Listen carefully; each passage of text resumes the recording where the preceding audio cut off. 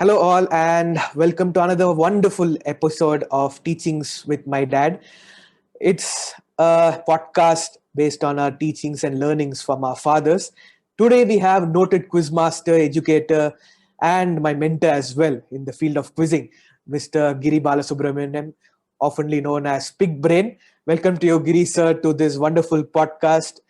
And so happy that you're here, taken time off from your busy schedule. I'm sure you are missing your traveling and other things, but sitting at home, we finally caught you for this podcast. Welcome, sir, to this Teachings with My Dad podcast. Thanks, Vinay. Thank you. Truly appreciate having me here and appreciate the thought. I think it's a wonderful idea. Thank you so much, sir. So it's going to be a different kind of podcast. So we'll discuss anecdotes, memories, nostalgia about childhood, our fathers. Can get emotional? It can be happy. It can be a different experience. So it's all up to you how the viewer wants to take it from this. So we'll have a few questions which sir and me will discuss, and we'll see how the childhood has been like for sir, how his father was, some memories, and what all he has learned from his father. So, first question, sir. So, generally, obviously, we will start with our childhood. How was your childhood, or what was your childhood like? And you were born and brought up in Bangalore. So, how was your childhood like with your father and your mother? And do you have any siblings? And how was it? How was the entire household like? I'm the only child, so the whole household was mine. Uh, in that sense, I was the king, but my friends have always been outside. So I was like a compound child or a street child, or in those days, street rather than colonies, because we were all independent houses. So I literally grew up with friends in the neighborhood. So for me, peer group was really people outside, and then school friends. Uh, Parents were very busy with their own lives. Dad was extremely busy in those days. He had a factory life. So very happy memories of a childhood. Uh, Hardly intrusive parents. They just let me grow and let me be, which is probably why even over a period of time in life, I ended up pursuing what I wanted to do.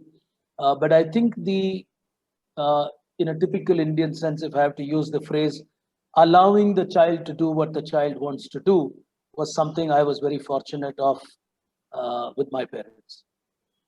That's very nice. So you said Mr. Nagarajan was working in a factory. Where was he working? As in, what was his job like? A 9 to 5 job? Yeah, he's an engineer. He worked in Myco all his life, at least my all of my life. Prior to that, he was with the ordnance factory in Pune and stuff like that. He's had a very difficult life. He's had a tough life. He started his working career as early as 17. So he used to go to Myco and lived all his life as an employee of Myco, which is now Bosch. Correct. So it's nice that he's actually, even my father worked a lot from the age of 16 in Mumbai. So I think all our fathers generally started very early because of the struggles which they had. So either financial struggles or they're coming from smaller places. So my father came from Devlali, Nasik. So then they shifted to Mumbai, and he worked odd jobs starting and then went into the field of commercial artists. So it's nice to hear that similar things have happened to all fathers, which teaches us, I think, resilience from a young age, that tough times are there from the starting itself, from starting at 17, because 17 is a very, very, very young age. I think that's hardly first PUC for us when we started education, and our fathers have started working at a very young age. So Myco, all his life, so I think close to 35 years of experience, I think, in Myco, 35 to 40 should be. Possibly, I guess so. I don't know that. I don't know exactly how many years, because he also later became a consultant for Myco and so on. So his stint Okay, was more than just the normal retirement age. So he perfect. served Myco way longer than that. Okay, okay. But yes, you are right, Vinay. Our immediate previous generations, maybe it's not a fair comparison to make with your generation and mine, actually speaking. Correct. So your father seems to have come from that legacy. You're still probably making a one generation difference comparison. Uh, India came from a very difficult upbringing. So most of our families would have their own stories of struggle in comparison to what we are probably providing our children. So it's a very different two generations that India as a nation has gone through. So yeah, I mean, they've had tough times That's in very true. comparison to ours. Correct. So because only I think when I grown old, right now I'm 32 and you are my I'm very mentor. close So to 50. So yeah, close to 50. So only now I realize these struggles. So because when we were young, we would not know what struggles and what your fathers have done for us. So what do you feel from your childhood, an incident which you felt, oh, that time your dad was unfair, but actually he was trying to teach you something? Some very fond memory, or not even a fond memory. It can be a very angry incident with your father, but you thought, oh, after some time, oh, that's actually a valuable lesson. Do you remember something from your childhood, or maybe even in your middle age, something which you thought, oh, I was angry that time, but that was a very valuable lesson? uh very I mean, I really can't single out any incident like that where I was angry with my dad. He's been difficult on me sometimes, as dads would be in that generation, for reasons where he was possibly right. Uh, I still remember once when, much later in life, not early life, uh, when I had a university exam. I was doing my graduation and I had a very, very important match to play. I used to play for young cricketers, and I had a very important match, and I was in a very, very good form in that season. It's called about 800s or something in that season. So there was no way I could have missed this match for the club. So in those days, I think to carry forward the practical marks of the university, you had to write the theory exam at least for half an hour.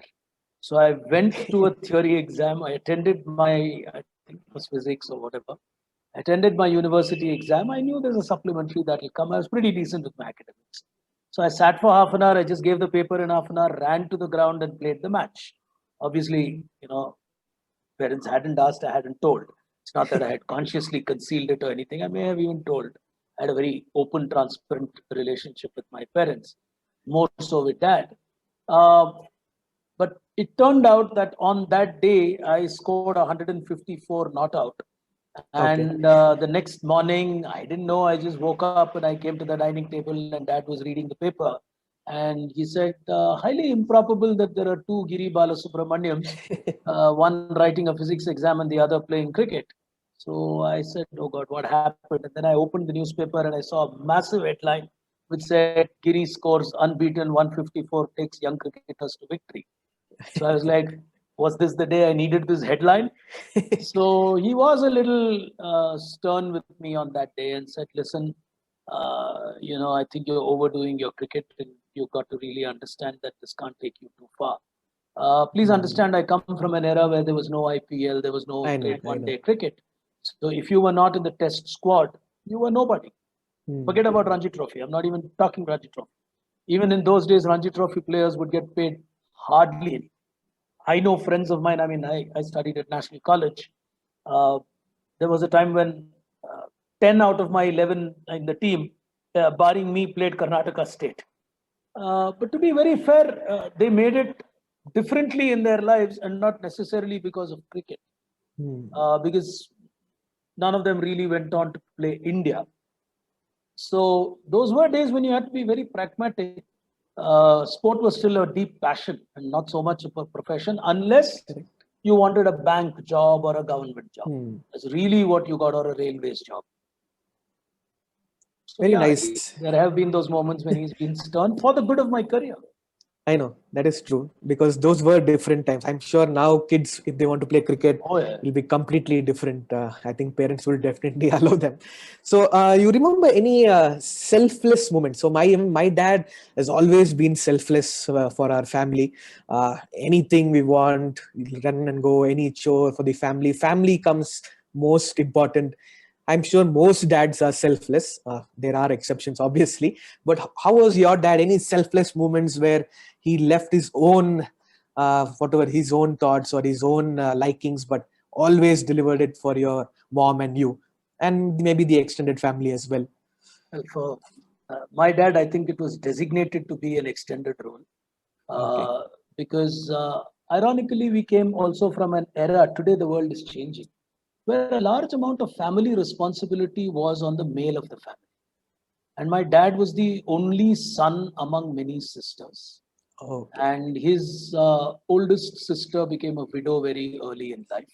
Oh, So okay. her 5 children also became his sort of extended responsibility. Oh, okay. So Okay. my dad has almost been like, you know, a small community leader of family members. So he's highly revered and respected within the family. Even now, he's like the patriarch of the family, so to say. But he really worked his life to bring up the family and not necessarily his own family, which was wife and son. Incidentally, it probably was a very thought through decision by him because he had so many siblings and all of whom were women that he consciously took a call that I will be the only child that he will have. Because in the process, his was a late marriage and so on. So he's had serious quote unquote responsibilities. So he's struggled. He's had a Correct. lot of struggles, and he's been an extraordinarily positive man for the kind of struggles he's gone through. Hmm. And I think the family looks up to him because of that. Very similar here because even my dad married very late, so that's a actually age gap. So if you can look at it, so I'm the youngest of his brothers and sisters children. So he is married very late because his mother passed away early and his marriage was extended for some years. A lot of struggles he had in his life, like you said, he had to take care of the family. So dads are selfless, like, and that's why we always remember them in these tough times. Next one, Giri, like you already spoke about your dad's profession in Maiko. What you loved about his working style? Something which you love about his working style, his work ethics. See, from a very early age, the first two things that really strike me about my dad, and it has struck me even to this day, is the first word I would associate to him is discipline. Uh, Something I haven't imbibed in the measure that he is. I am a very disciplined person. My younger colleagues in the office would proudly say, "Oh, Giri is very disciplined." But in comparison to my dad, I'm still not. Even to this day, at 87 years of age, he'll wake up at 5:30, at 4:30 in the morning. So he's up, he does his pujas, he does his routines, he does his reading. The second thing was hard work. It's something I really learned from him. There was absolutely no substitute to hard work. I have seen him as a young child working 14 hours, 16 hours a day. We had a lot of difficulties. I still live in a place called Maiko Layout, and this was a Maiko employee society. Hmm. And they had to battle huge court cases to actually get the land back. And there was some huge fraud that had happened at that time, and the land was lost. So the whole of Maiko Layout was in a massive dispute. So he had a factory job, he had to come back from the factory, and then he would go to what is called the society, and they would file cases, and he was, really struggling. So discipline and hard work are two things which I really admired as qualities in him. Something that I learned from him, which probably even shaped my career over a period of time, is he's a voracious reader. And I'm very conscious in making the statement he is a voracious reader. Even to this day, I think he reads more of the Economic Times and the Mint, and than me. I think I have become more a headline reader. He's still deep reading. His range of books to this day amazes me. Uh, he can have longer conversations with people half my age in my organization than I can. Coincidentally, he's very popular with people in my office. Oh, He's very popular with the young boys and girls, and you know how quiz companies are. So we get people with a lot of passion for reading, but he can engage them in amazing conversations with very contemporary literature. For example, I think during the lockdown, he was reading Yuval Noah Harari. oh, So he can be really up to date. So reading habits is also something I really picked from him. very nice. Disciplined, hard work, and reading habits. The Those three. were three things which would stand up for me. I think many of our, even my father, like you said, discipline.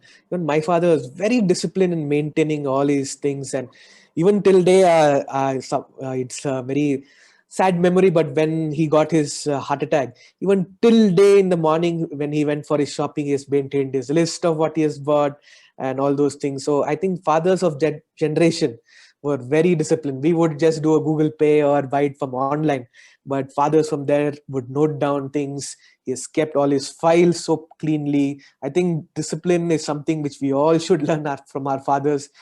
Very, very well said, Giri. I think the next one I would want to ask you is, I'm sure you're, see, like even I feel my dad has made mistakes in life, because if I think about it now, we have access to so much knowledge and information. So I would feel my dad never invested money correctly or never saved money correctly. So that is one mistake I feel that which my dad has done. What do you feel your dad has done some mistake in life, but it's actually very helpful for you now? It's become your valuable lesson and learning. Uh, I don't know if it's a mistake, but if there are two things which I would regret for him, he may not be regretful of it. That's true. Because That's true. under the circumstances they were in, those were the best decisions they could take. Correct. Way ahead of time. I mean, I can't even remember when that would have been, maybe sometime in the 60s or early 70s. It was among the first batches. He made it to IIM, and he could not afford to join an IIM. So he let go of being an IIM grad. If he had managed that 2 years somehow, I think life would have been very different for him.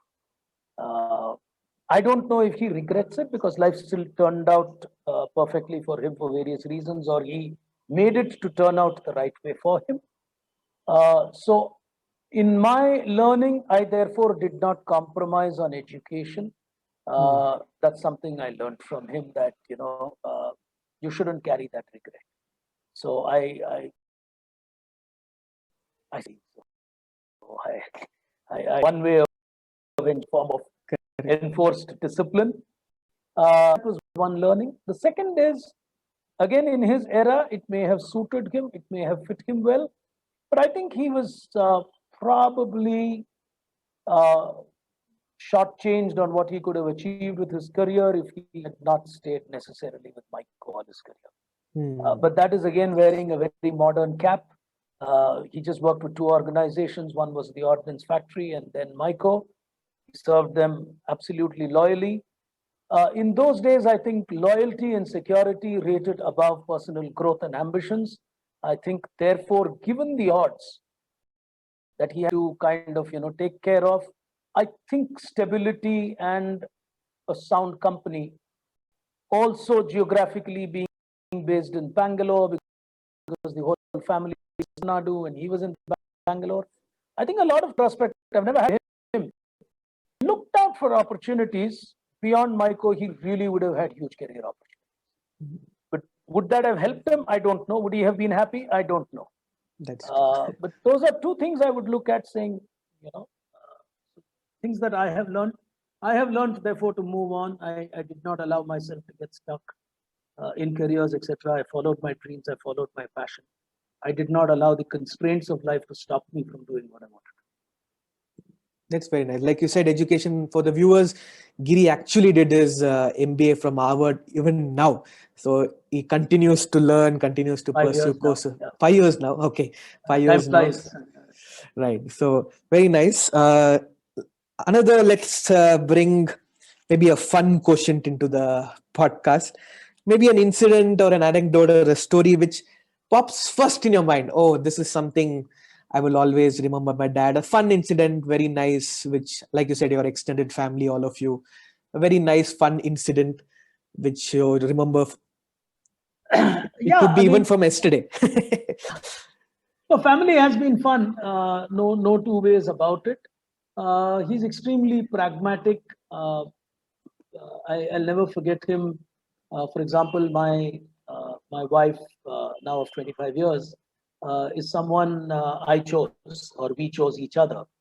So it wasn't typically in those days, and I'm talking 25 years ago, quote unquote, an arranged Marriage. marriage.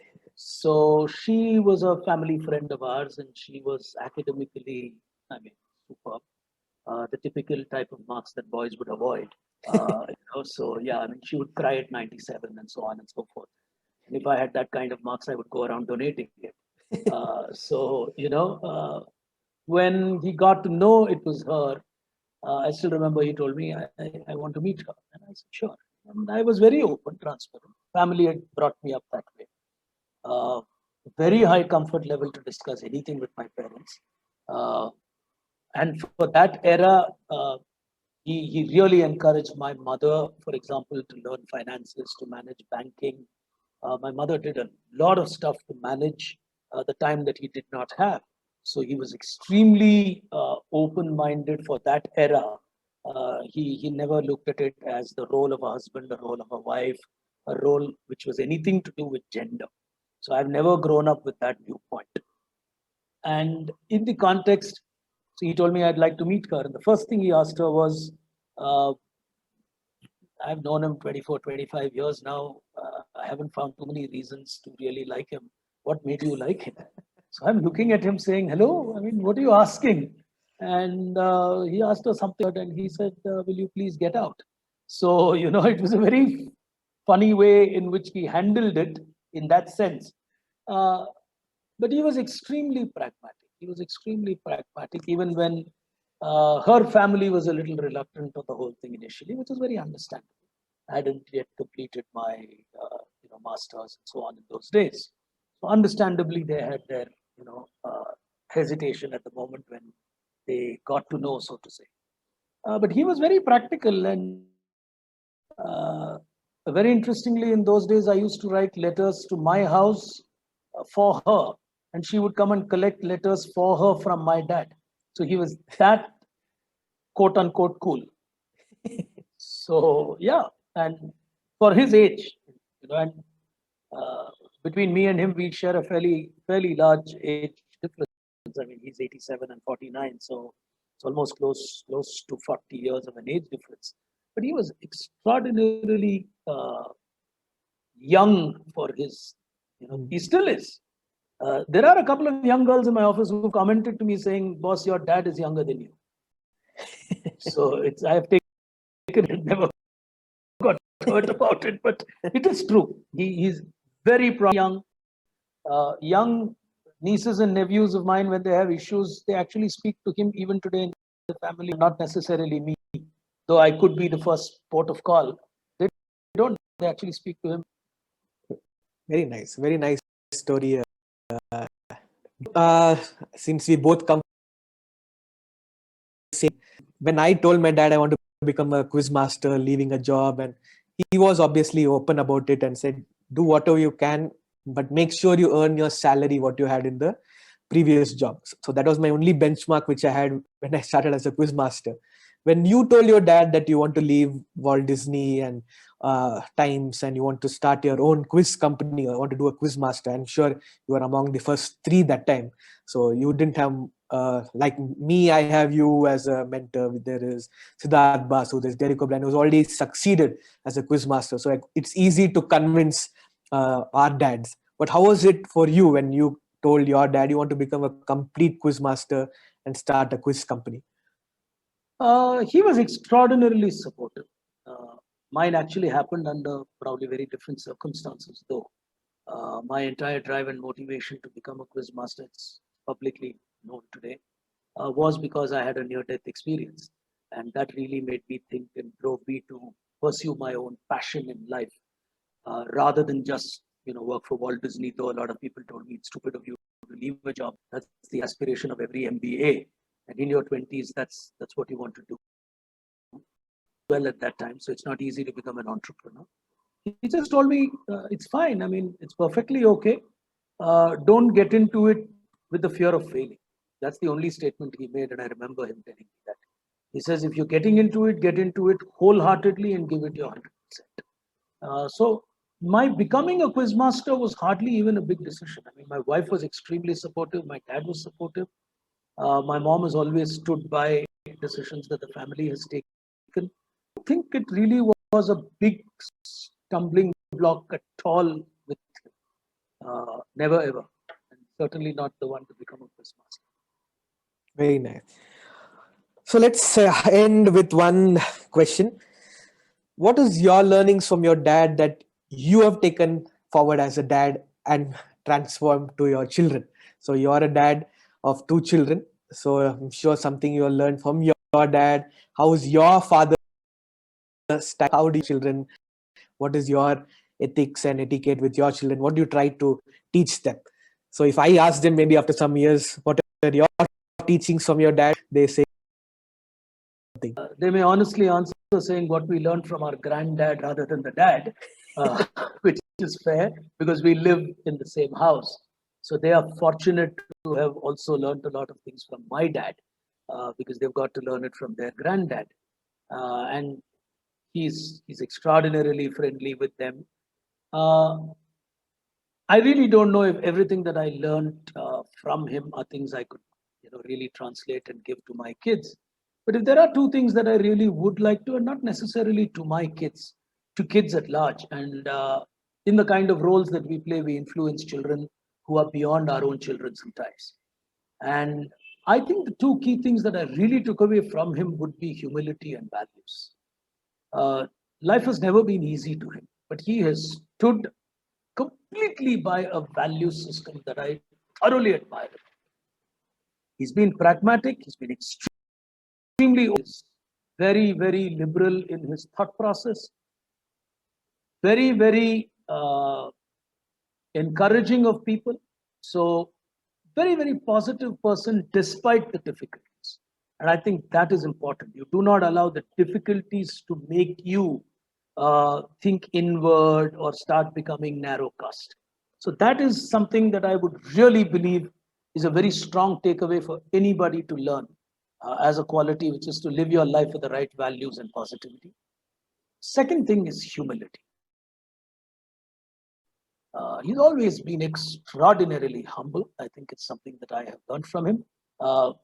He had only 2 requests all through his life when he's kind of seen me shape up and so on. One occasion when we did, of course, a lot of work for Dr. Kalam, and he was happy with that. There was one occasion when Dr. Kalam was coming for a function that I was organizing in a stadium, and the only thing he asked me was, "Can I come? I want to see him." So that was really that was his appreciation or respect for another humble, great soul in this country. So he wanted to see Dr. Kalam. And on one more occasion, when Mr. Narayan Murthy was the chief guest, he said, I would like to come. I like the way he speaks. So rarely does he ever want to come and watch my quiz shows or our programs, but these were 2 occasions. So his benchmarks have always revolved around, I think, people who are humble, people who are down to earth. Those are things that I think I would carry forward. A reasonable measure, I'd like to believe. I mean, I have managed to carry those to some extent, though these are not things that one does self-appraisals on. It's something that people should believe you carry.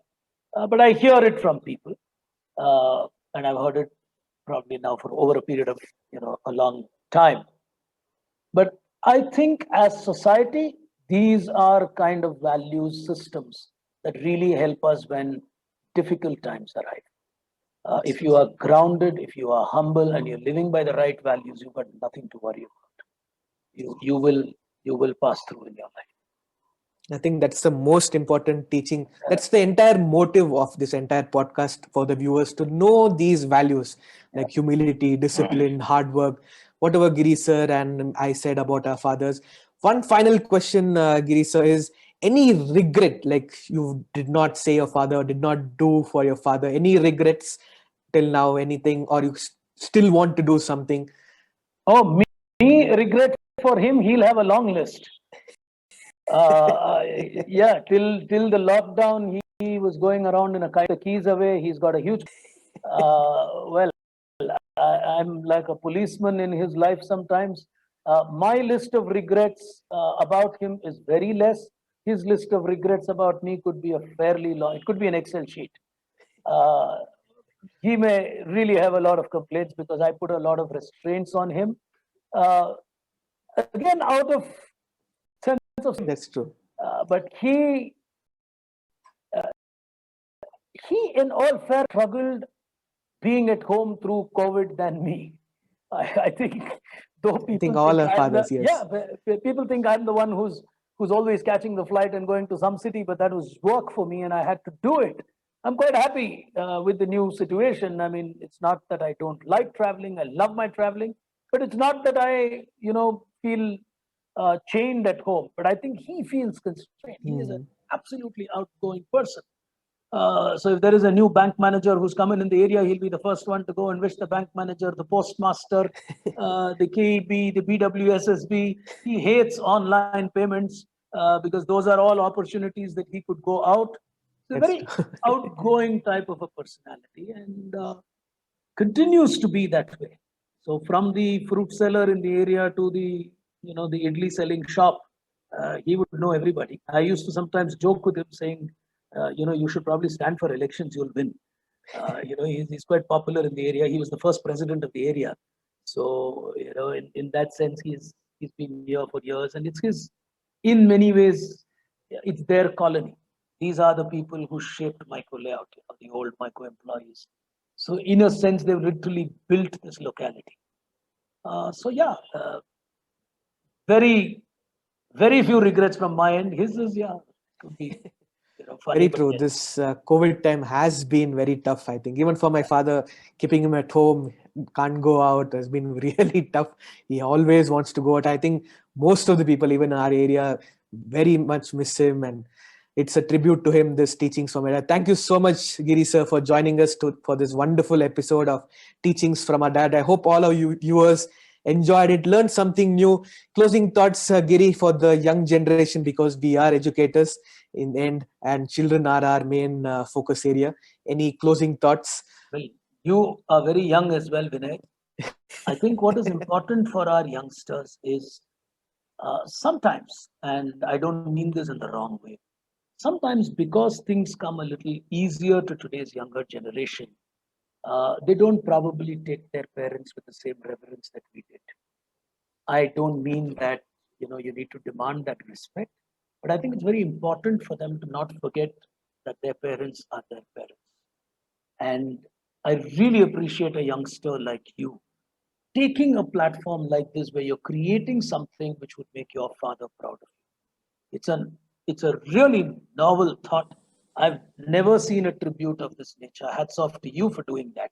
And I would really believe youngsters who are closer in age to you should take these kind of lessons from you to remember it's not about only father. In your case, it's a father, it's parents.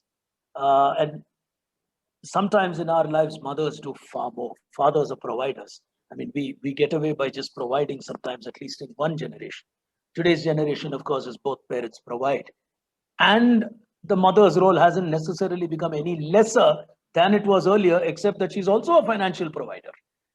So sometimes we do not pay as much tribute to our mothers. But truly wonderful for a youngster like you to have even created a thoughtful platform like this. And that's the thought that I think youngsters should take forward and learn from. Thank you so much, Giri. Thank you once again. And thank you for joining us in this wonderful episode. Stay tuned for the another episode of Teachings from My Dad. My name is Vinay Mudaliar. Thank you all so much.